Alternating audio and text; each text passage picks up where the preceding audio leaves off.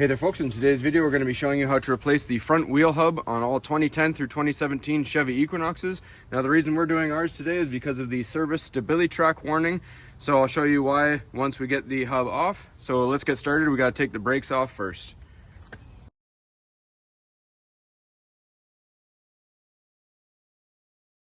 Alright, so first we have to get the caliper off. So to do that we're going to remove these two 14mm bolts.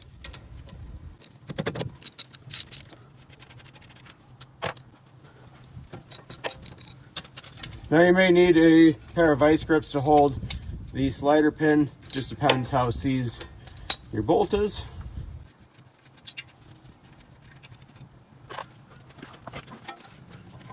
And your caliper will come off.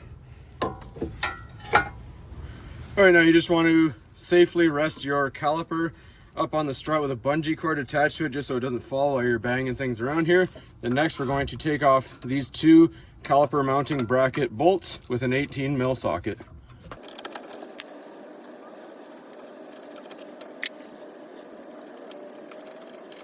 And your pads and your mounting bracket will come off as one unit.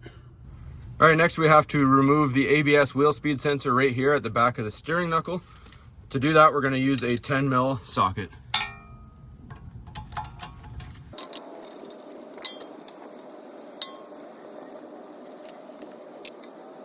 And your sensor should just pop right out.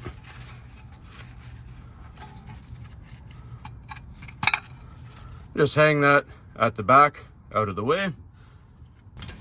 All right, next we need to get the rotor off, and to do that, you're gonna have to take off this Torx T30 screw right here.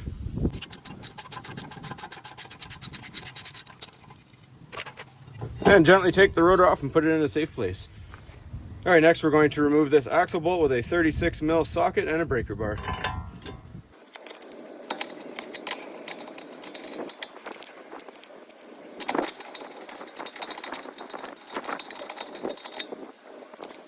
Then before you take the bolt all the way off, we're just going to smack it with a hammer to get the CV axle to pop out the back.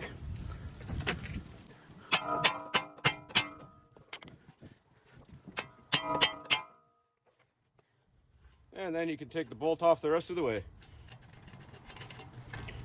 So now you can see that moves freely. All right, so before I set you down on the tripod and take these bolts off, I wanted to show you a close-up. So you got the two facing right here, just by the CV axle. And if we go down right here, we have another one right there. So we're going to remove those.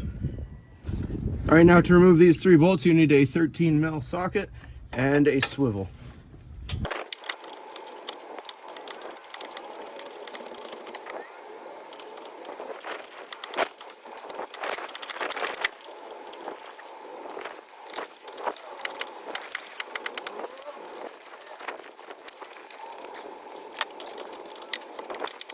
Now the rear facing one right here that I'm doing, you may want to take the swivel off. It may be a bit too big depending on the socket you're using. You may not need the swivel. That's up to you.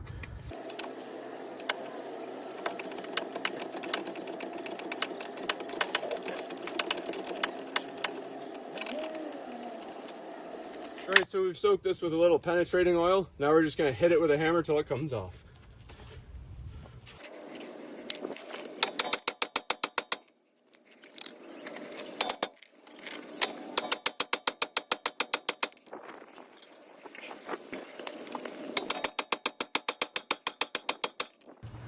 Alright, so I seem to have damaged my brake shield here a little bit, but once you get it loose enough from this side from hitting it, then twist this around so you can hit it from this side.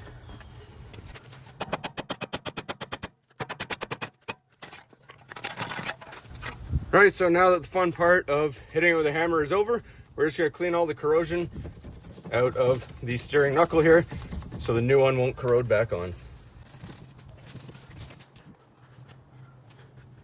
It may be hard to see, but the reason we're having the issue with our ABS sensor is because there is the tone ring. It's missing a piece and it's stuck on here instead of on the wheel hub. All right, now to prevent future corrosion, if we ever need to take the hub off for any reason, we're going to apply some anti-seize here.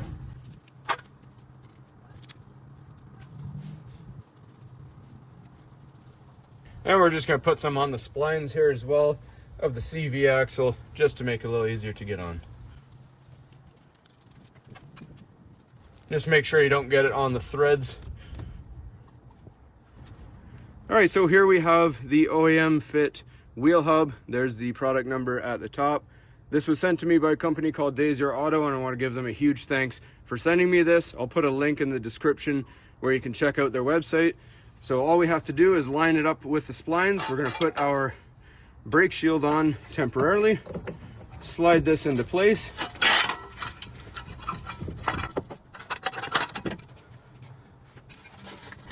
And then I like to take the axle bolt, put it on as many threads as I can by hand, just to hold everything temporarily into place.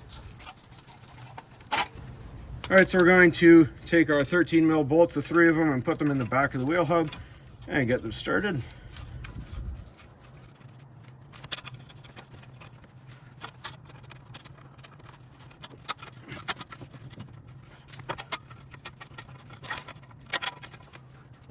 All right, once you have them on by hand, we're going to snug them up and then torque them down to 74 foot-pounds of torque.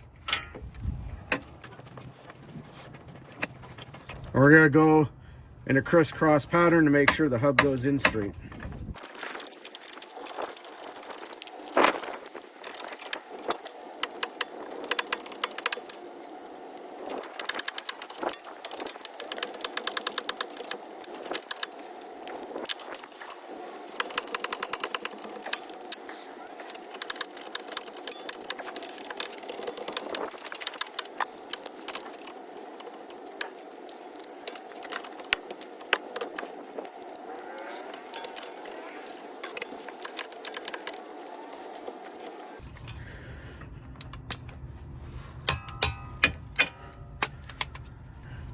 All right, now we torque the axle bolt down to 151 foot-pounds of torque.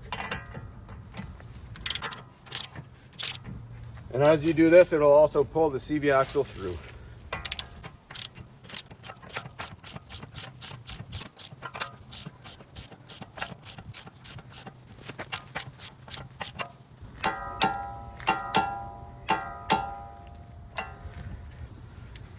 All right, next the rotor goes on.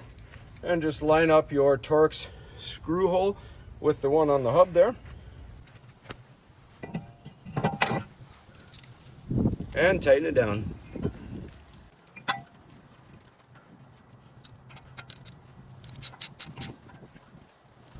All right, now your caliper mounting bracket and your pads can go on all as one unit. We're going to torque the mounting bracket bolts to 140 foot-pounds.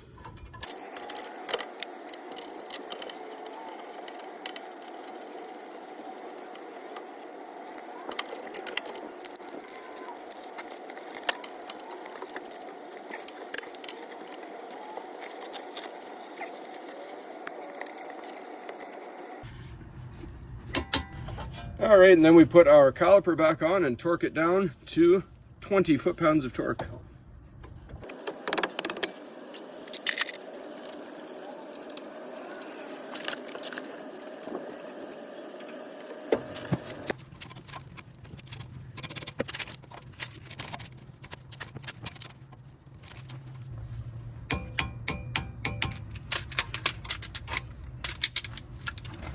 All right, and then we take our wheel speed sensor here, put it back into the back of our steering knuckle, and snug down the bolt just by hand.